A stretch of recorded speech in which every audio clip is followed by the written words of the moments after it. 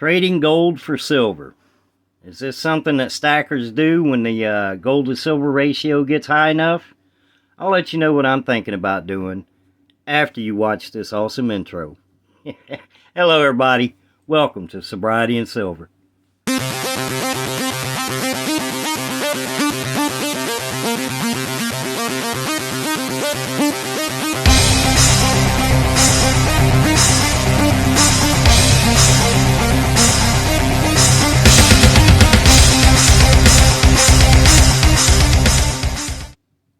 I woke up sober this morning because I went to bed sober last night. Today is 1,212 days of continuous sobriety.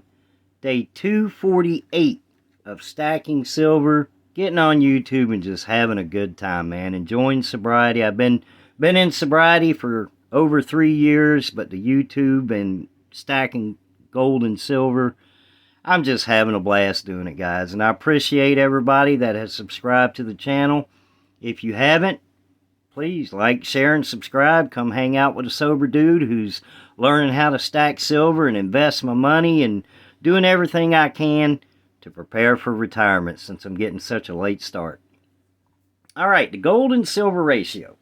I hear a lot about that, and people, you know, on different channels and things like that, talking about trading their silver in for gold when the ratio gets lower.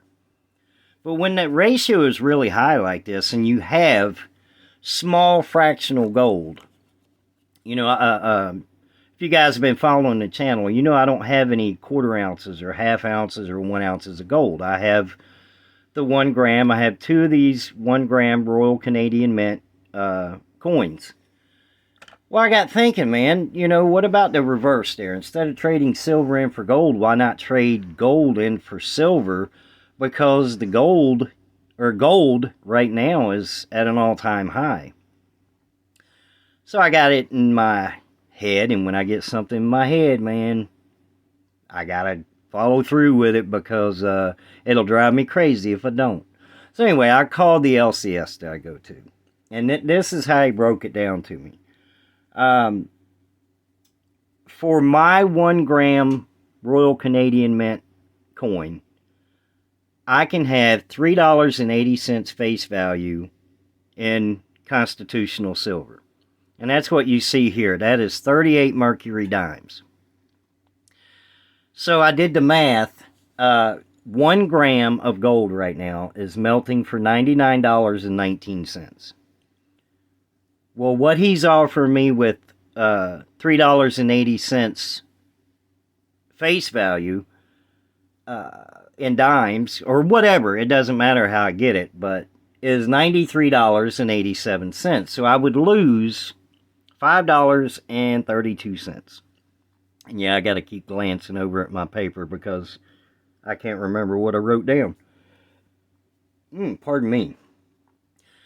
So is that something that you guys as stackers do? I mean, do you look for the ratio to go up, especially when gold is at an all-time high and silver kind of took a dip today? Now, I can do this tomorrow before the market opens.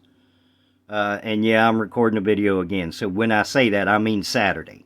I can do this Saturday before the market opens on Sunday evening and lock in, you know, it's kind of locked in right now on what I can get. So $3.80 face value of constitutional silver and give up 1 gram of gold. Now, you know, I know that when you exchange silver for gold, or gold for silver, you're going to lose. You know, the coin shop has to make their money. So he'll get my 1 gram of gold for $93 and some change, and then probably sell it for, I don't know, $115, $120, maybe even higher, because it's, you know, I don't know what the premium is right now on 1 gram. I know 1 gram has a very high premium. But when I bought this 1 gram of gold, I got it from Aiden Gold and Coins on eBay, and only paid $106 with free shipping. So technically I would be losing $16 in value, or right about that. So again, I'm posing the question, and I would really appreciate comments on, as experienced or more experienced stackers, do you guys look for the ratio to go up high and then trade in your gold for silver? Now, I could also do it, I guess, in 1 ounce rounds, 999, which I really don't want to do. If I do this, I don't want to do that because junk silver, constitutional silver, is not being made anymore. And this would be a great opportunity, I think, unless I'm just missing something, to get $3.80 face value of whatever kind of junk silver I want, where it's not being made anymore. And I honestly don't know how much is out there. I've seen videos saying it's running out, and I've seen, people leave comments saying, oh, there's plenty of it, don't worry about it. I don't know. I have no idea how much junk silver is out there. But I do like junk silver, and I think right now is a good time to buy it. And kind of a pause here for a minute. If you see my phone keep moving, my big old boxador, she is laying right under my leg here, sleeping, and has her paw underneath my tripod. So if she jerks or something like that, this phone is going to probably hit the floor. So there'll be a pause moment because I'm not going to redo the video. So anyway, with that being said, let me know, what your thoughts are.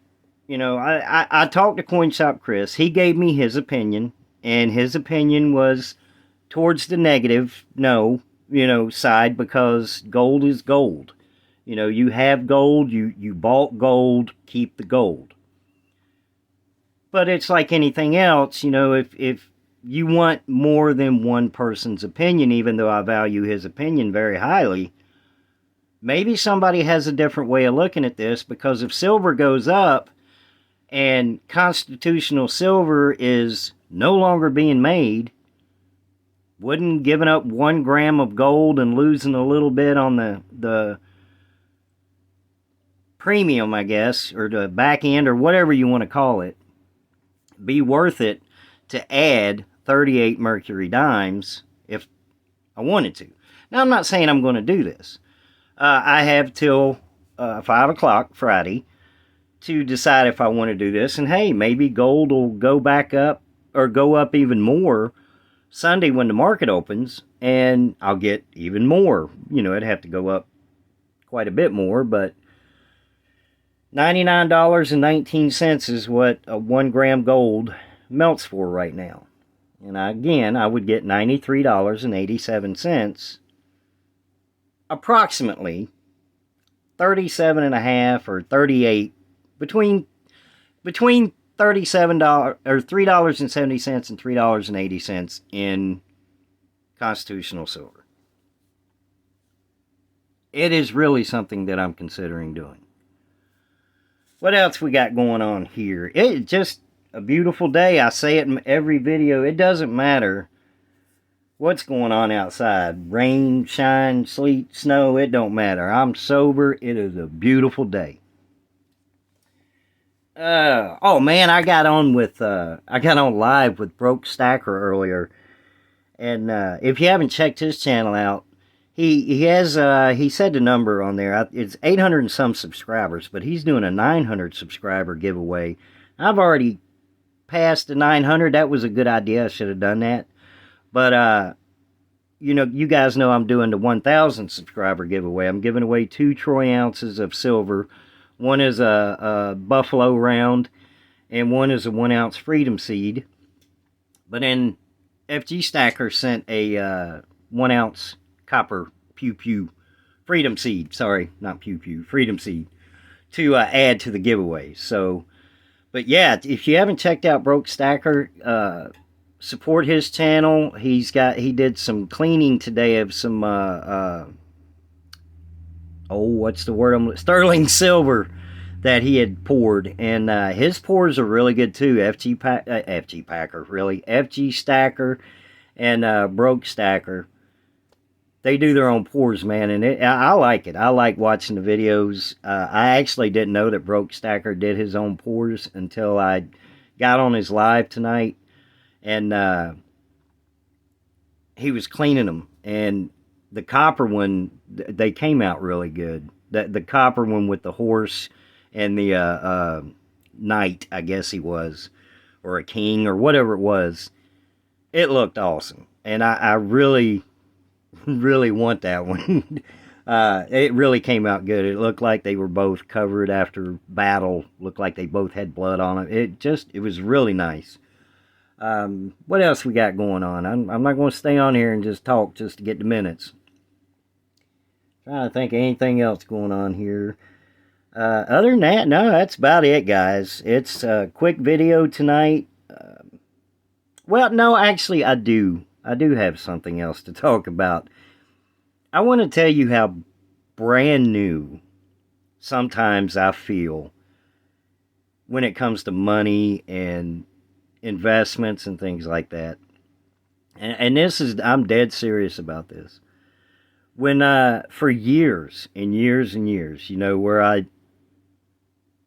was an alcoholic drug addict for decades, I always thought that sterling silver was fake silver. It was plated. I thought it was no good. I thought, well, you don't want sterling silver. That stuff is no good. But then here, Broke Stackers making pours of sterling silver. I never realized that it was 92.5. I think it's 92.5% silver. I never knew that. I'm 53 years old. I got sober at age 50. And it's just amazing how the brain shuts off during active addiction. And this is directed towards anybody out there that is listening to my channel that is in active addiction right now. I am 53 years old with the brain of a 20-some-year-old. And I don't mean that in a good way. I mean the experience. When I started drinking in my mid-20s, that's when my brain stopped learning, I guess. I wasn't worried about investments. I wasn't worried about saving money. I wasn't worried about gold, and I wasn't worried about silver. All I was worried about was getting my next fix, my next bottle, my next pill, whatever it was that I was addicted to at the time. Which alcohol I was addicted to all the time.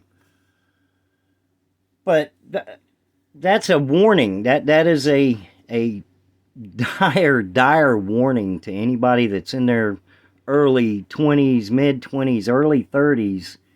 When you start using drugs and alcohol heavy and you get addicted, your mentality level stops. So if you're like me and then you get 50 years old and you quit, you stop and you find sobriety and you're loving life.